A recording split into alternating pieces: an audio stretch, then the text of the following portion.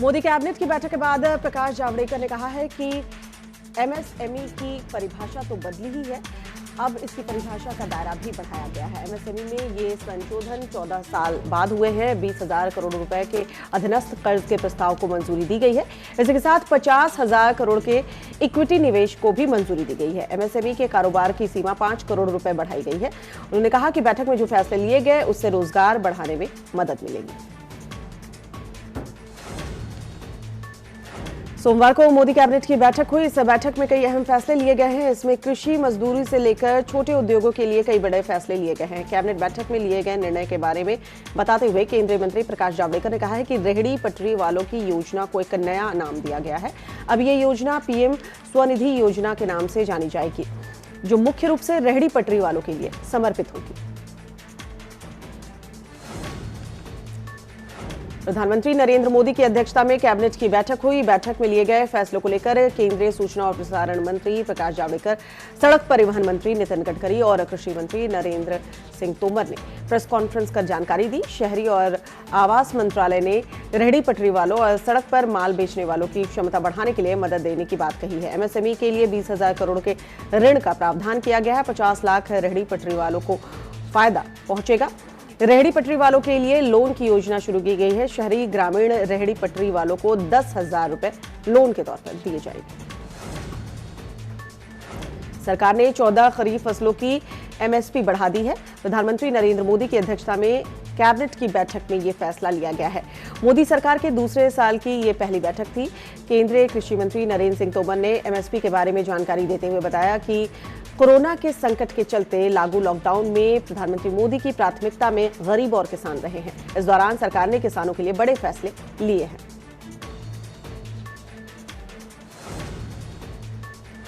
प्रधानमंत्री नरेंद्र मोदी ने आज वीडियो कॉन्फ्रेंसिंग के जरिए कर्नाटक के Rajiv Gandhi university of health science के सिल्वर जुबली कार्यक्रम को संबोधित किया है। इस दौरान प्रधानमंत्री नरेंद्र मोदी ने कहा कि दूसरे विश्व युद्ध के बाद आज सबसे बड़ा संकट आया है। जैसे विश्व युद्ध के बाद दुनिया बदल गई थी, वैसे ही कोरोना के बाद पूरी दुनिया बदल जाएगी।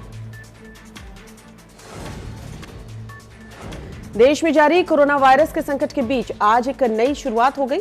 24 मार्च से देश में जारी लॉकडाउन के सोमवार को 5वें चरण की शुरुआत हुई है, जिसे अनलॉक 1 नाम दिया गया है। इसके तहत कई तरह की छूट देश भर में लागू हुई है। लॉकडाउन की सख्ती सिर्फ कोरोना से प्रभावित कंटेनमेंट जोन तक सीमित रह जाएगी। कोरोना वायरस दुनिया भर के देशों में अपना पैर पसार रहा है। दुनिया भर में अब तक करीब 62,91,665 लोग कोरोना वायरस से संक्रमित हो चुके हैं। इनमें से 3,74,359 लोगों की मौत हो चुकी है। वहीं 28,62,631 लोग संक्रमण मुक्त भी हुए हैं। देश में जानलेवा कोरोना वायरस का प्रकोप जारी है। देश में कोरोना मरीजों की संख्या बढ़कर 1,90,535 हो गई है। वहीं देश में कोरोना के अब तक 91,818 मरीज ठीक हो चुके हैं। देश में कोरोना से अब तक 5,394 लोगों की मौत हो चुकी है। देश में कोरोना के अब तक 93,322 एक्टिव केस हैं। यूपी में कोरोना मरीजों की संख्या 8,191 हो गई है। इसी के साथ प्रदेश में 4,891 कोरोना के मरीज इलाज के बाद ठीक भी हुए हैं। इनमें से 3,083 एक्टिव केस बताए जा रहे हैं, जबकि अभी तक कुल 217 कोरोना मरीजों की मौत हुई है। केरल में मानसून ने दस्तक दे दी है। मौसम विभाग के मुताबिक दक्षिण पश्चिम मानसून केरल पहुंच गया है। आईएमडी के उप महानिदेशक आनंद कुमार शर्मा ने सोमवार को कहा है कि आज केरल में मानसून का आगमन हुआ है। दिल्ली के मुख्यमंत्री अरविंद केजरीवाल ने सोमवार को दिल्ली के सभी बॉर्डर सील करने का फैसला लिया है। अगले एक हफ्ते तक सभी बॉर्डर दिल्ली के सील किए जाएंगे। उसके बाद लोगों के जो सुझाव आएंगे उसके आधार पर आगे का फैसला लिया जाएगा। राजधानी दिल्ली में लॉकडाउन 5 के तहत दी गई रियायतों के बावजूद नोएडा और गाजियाबाद का बॉर्डर खोला नहीं गया है। गौतम बुद्ध नगर प्रशासन ने बॉर्डर सील रहने के आदेश दिए हैं।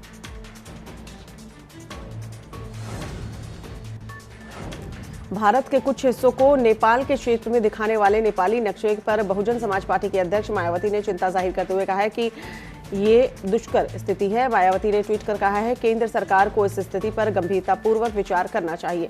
साथ ही मायावती ने देश में कोरोना के बढ़ते मामलों को लेकर चिंता भी जाहिर की है।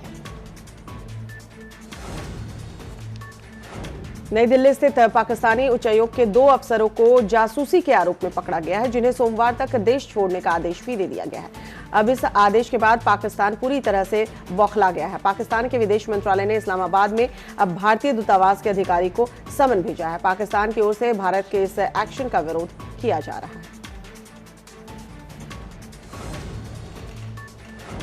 रामपुर के कोरोना संक्रमित मासूम की दिल्ली एम्स में मौत हो गई है। मासूम की कोरोना पॉजिटिव रिपोर्ट आने की जानकारी होते ही मां बाप बच्चे का शव अस्पताल में ही छोड़कर भाग आए। एम्स प्रशासन ने इस पर रामपुर प्रशासन से संपर्क साधा। प्रशासन ने आनन फानन में मासूम के मां बाप को क्वारंटीन किया और सैंपल उनके जांच के लिए भेजे गए।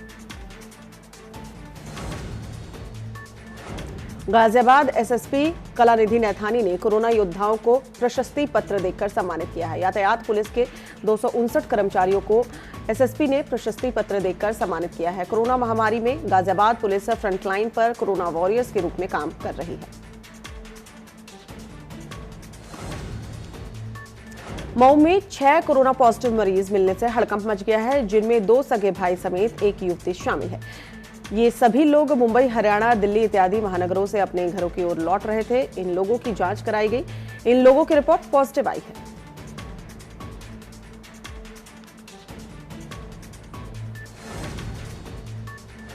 जौनपुर में जितनी तेजी से कोरोना संक्रमित मरीजों की संख्या बढ़ रही है, उतनी ही तेजी से अब ठीक होने का सिलसिला भी जारी है। बीते 3 दिनों में लगभग 96 लोग स्वस्थ होकर अपने घर जा चुके हैं। स्वस्थ होने वाले मरीजों को जिला प्रशासन द्वारा उनके ऊपर पुष्प वर्षा कर उन्हें घर भेजा जा रहा है।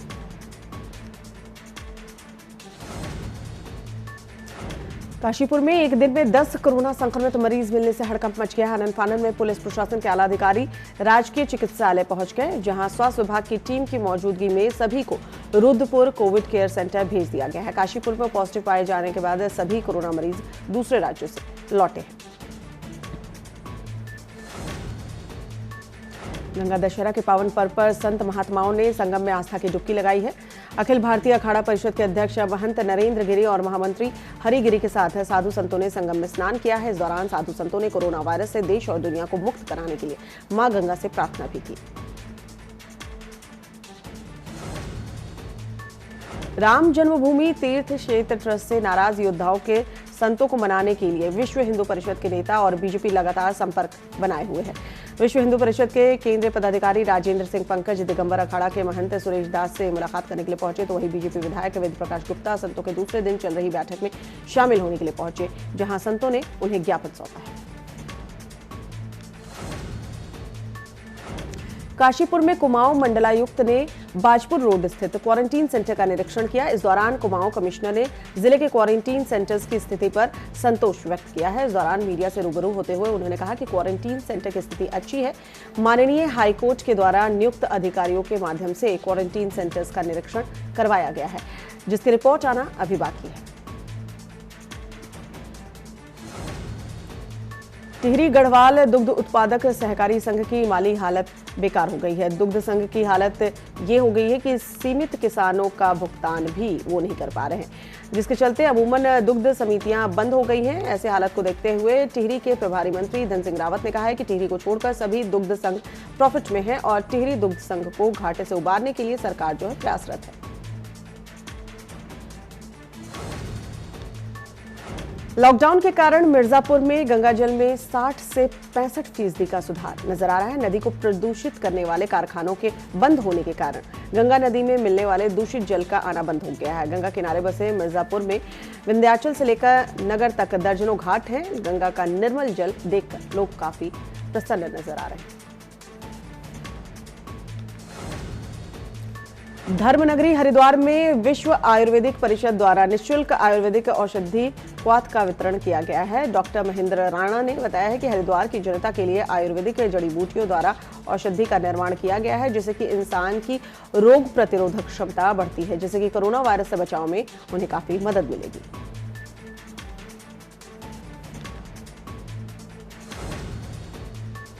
कांग्रेस कमेटी के उपाध्यक्ष और पूर्व विधायक रणजीत रावत ने कांग्रेस कार्यालय रामनगर में प्रेस वार्ता की है। इस दौरान उन्होंने कहा कि प्रदेश की सरकार पर आरोप लगाया कि सरकार ने क्वारंटीन सेंटर तो बना दिए, लेकिन सेंटर्स में व्यवस्थाएं बदहाल है। पूर्व में क्वारंटीन सेंटर में एक बच्ची की सांप के काटने से मृत्यु होना सरकार पर प्रश्न चिन्ह लगा रहा है।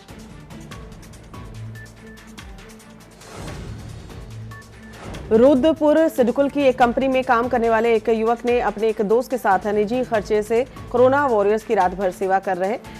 इसके साथ वो सड़क पर दिखने वाले जरूरतमंद लोगों और जानवरों को भी खाना खिलाते हैं।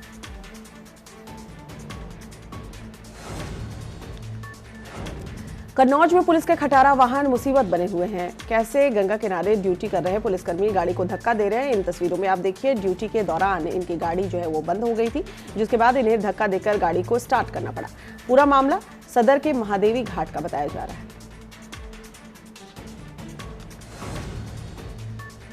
राज्य में बाहर से आने वाले प्रवासी उत्तराखंडियों को लेकर शासन स्तर से भी अब चिंता व्यक्त की जा रही है। आने वाले प्रवासियों में लगातार कोरोना के लक्षण मिल रहे हैं।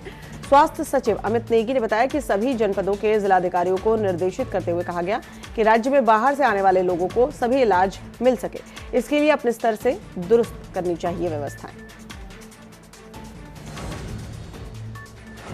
प्रदेश सरकार अब कोरोना में सुरक्षित शारीरिक दूरी बनाने और मास्क पहनने के नियमों में सख्ती करने जा रही है। इसके लिए शासन में प्रस्ताव तैयार हो रहा है। इसमें मानकों का उल्लंघन करने वालों के खिलाफ सख्त कार्रवाई के साथ जुर्माना लगाने की तैयारी भी है।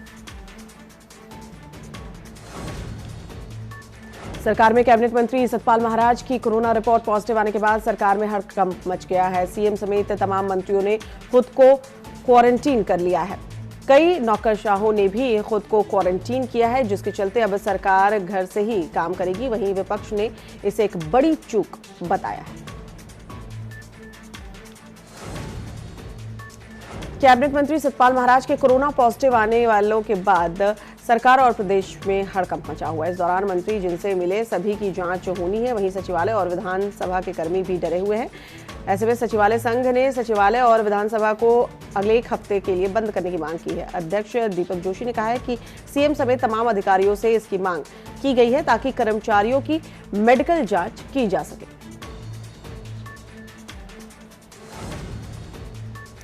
प्रदेश में कोरोना का संक्रमण आम से लेकर खास लोगों तक पहुंचता नजर आ रहा है। ऐसे में उत्तराखंड विधानसभा के अध्यक्ष प्रेमचंद अग्रवाल ने कहा है कि जिस तरह से कैबिनेट मंत्री के लिए परिवार तक कोरोना पहुंच गया, उसके बाद अब साफ हो गया है कि हमें इसे और गंभीरता से लेने की जरूरत है। उन्होंने कहा कि साफ सफाई रखने और मास्क लगाने की जरूरत है।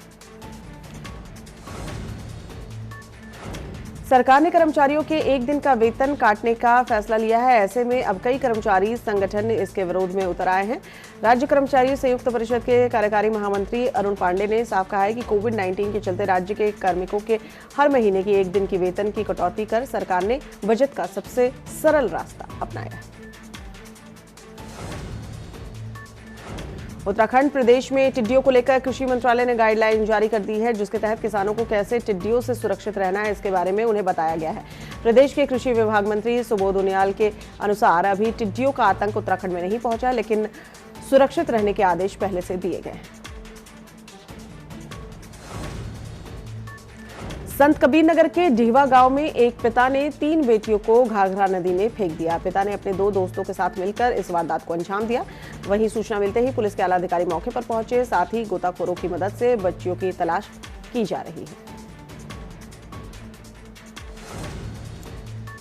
रायबरेली में शहर कोतवाली इलाके में एक कूड़ेदान में नवजात शिशु का शव बरामद होने से हड़कंप मच गया। स्थानीय लोगों ने पुलिस को इस बात की सूचना दी। मौके पर पहुंची पुलिस ने शव को कब्जे में लेकर पोस्टमार्टम के लिए भेजा है और मामले की जांच करने में जुटी हुई है। बागपत में पुलिस की बर्बरता का एक वीडियो वायरल हुआ है। वीडियो में रमाला पुलिस बिल्ला गांव के युवक जोनी को बेरहमी से पीटते हुए नजर आ रही है। पुलिस की पिटाई का वीडियो सोशल मीडिया पर जमकर वायरल हो रहा है। बताया जा रहा है कि पीड़ित किसी काम से बाइक से निकला था और उसके बाद यह हादसा हुआ। कोरोना संकट के बीच यूपी सरकार ने दूसरे जिलों और दूसरे राज्यों में फंसे छात्रों को उनके घर पहुंचाने का काम किया है। ऐसे में कजाकिस्तान में फंसे यूपी के 19 छात्रों में से मैनपुरी के रहने वाले एक छात्र ने पत्र लिखकर सीएम योगी और विदेश मंत्री एस जयशंकर के सभी 19 छात्रों को वापस यूपी बुलाए जाने की गुहार लगाई गई है। यही नहीं, छात्रों ने कई दलों के नेताओं से मदद की गुहार लगाई है। ये छात्र यूपी के अलग अलग जिलों के बताए जा रहे हैं। रायबरेली के लालगंज कोतवाली क्षेत्र के शांतिनगर मोहल्ले में एक छात्र का शव संदिग्ध हालत में कमरे के अंदर पंखे से लटका हुआ मिला। घटना के वक्त छात्र घर में अकेला था। सूचना के बाद मौके पर पहुंची पुलिस ने शव को कब्जे में लेकर पोस्टमार्टम के लिए भेजा है। जांच शुरू कर दी गई है। अनलॉक 1 में लोगों को निकलने की और काम करने की छूट दी गई है, तो वहीं इसको लेकर गाइडलाइंस भी जारी कर दी गई हैं। लेकिन लखीमपुर खीरी में सरकारी ऑफिस में कर्मचारियों पर इसका कोई असर होता नजर नहीं आ रहा है। कर्मचारी न तो मास्क लगाए हैं और न ही 2 गज की दूरी का पालन कर रहे हैं। वहीं इस मामले को लेकर जब अधिकारियों से बात की गई, उन्होंने कहा कि ऐसे लोगों पर कार्रवाई की जाएगी, साथ ही उनसे जुर्माना भी वसूला जाएगा।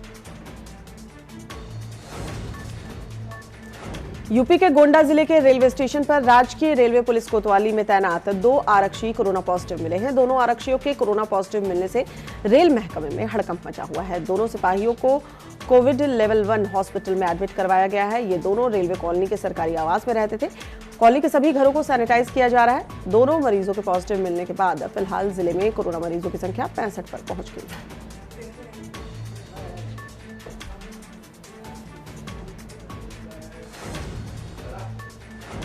कानपुर के पनकी थाना इलाके में उस वक्त हड़कंप मच गया जब सड़क किनारे खड़े एक डीजल टैंकर में टैंकर ड्राइवर का शव मिला। बताया जा रहा है कि ड्राइवर अमरोहा से कानपुर डीजल लोडिंग के लिए टैंकर लेकर आया था, जहां उसकी संदिग्ध हालत में मौत हो गई। फिलहाल मौके पर पहुंची पुलिस और फॉरेंसिक टीम मामले की छानबीन करने में जुटी हुई है।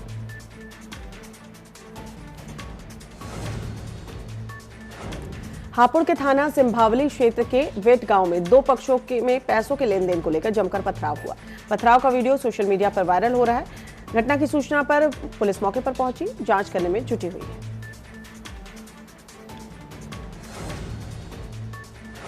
अलीगढ़ के थाना शहर कोतवाली इलाके में दबंगों की दबंगई का मामला सामने आया है, जहां पास में ही रहने वाला एक नामजद दबंग एक युवक को परेशान कर रहा था। युवक ने जब विरोध किया तो दबंग ने अपने साथियों के साथ मिलकर उसके साथ मारपीट की, साथ ही चाकू से वार भी किया, जिससे कि पीड़ित पक्ष के 3 लोग घायल हो गए। पुलिस पीड़ित पक्ष के तहरीर के आधार पर आरोपी दबंगों की तलाश करने में जुटी हुई है।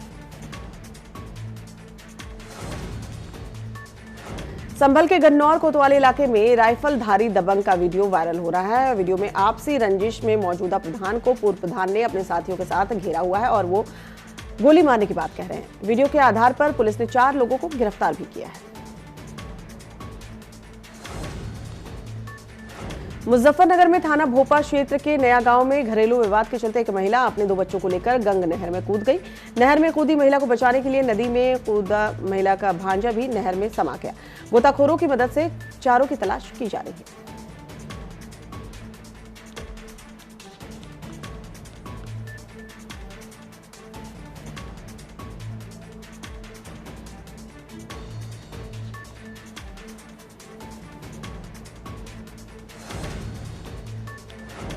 बॉलीवुड की दुनिया से एक दुखद खबर है कि मशहूर संगीतकार वाजिद खान का निधन हो गया। उनके निधन से फिल्म इंडस्ट्री में शोक की लहर दौड़ गई है। फिल्म इंडस्ट्री में साजिद वाजिद की जोड़ी के रूप में मशहूर वाजिद खान को लेकर बड़े बड़े सेलिब्रिटी से लेकर उनके समर्थक शोक जाहिर कर चुके हैं।